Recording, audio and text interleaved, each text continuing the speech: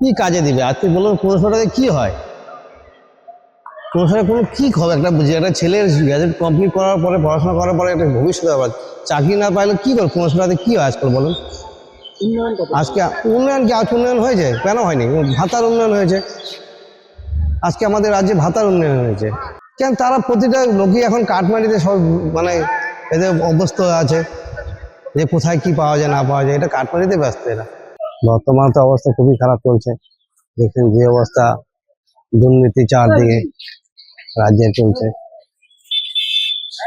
যারা শিক্ষিত যুব সমাজ রয়েছে তারা প্রত্যেকে তাদের তো একদম শেষ করে দিয়েছে, যুবদের সমাজের কথা বলে লাভ নেই, একদম শেষ করেছে তাদের।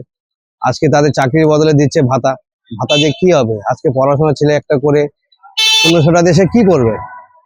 কি কাজে দিবে আজকে বলুন? 1500 টাকায় কি হয়? 1500 কোনো কি হবে একটা বুঝি একটা ছেলের গ্র্যাজুয়েট কমপ্লিট করার পরে পড়াশোনা করার পরে একটা ভবিষ্যৎ আবার চাকরি না পাইলে কি করে 1500 টাকায় কি হয় আজকাল বলুন? উন্নয়ন কত? আজকে উন্নয়ন কি আজ উন্নয়ন হয়েছে? কেন হয়নি? ভাতার উন্নয়ন হয়েছে। আজকে আমাদের রাজ্যে ভাতার উন্নয়ন হয়েছে।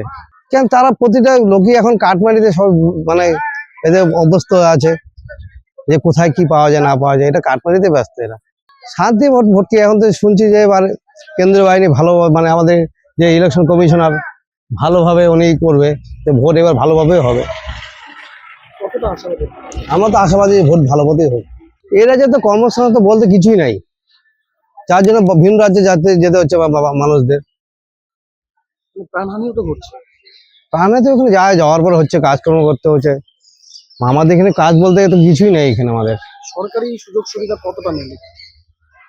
সরকারি সুযোগ সুবিধা তো দেখতে গেলে যে যারা এখন পার্টির হিসাব করে দিচ্ছে, দেখা গেল যে ঝান্ডা আছে আমার হাতে, তাহলে আমি ঝান্ডা পাবো, আর যদি ঝান্ডা না থাকে আমাকে ছাড় দিচ্ছে না।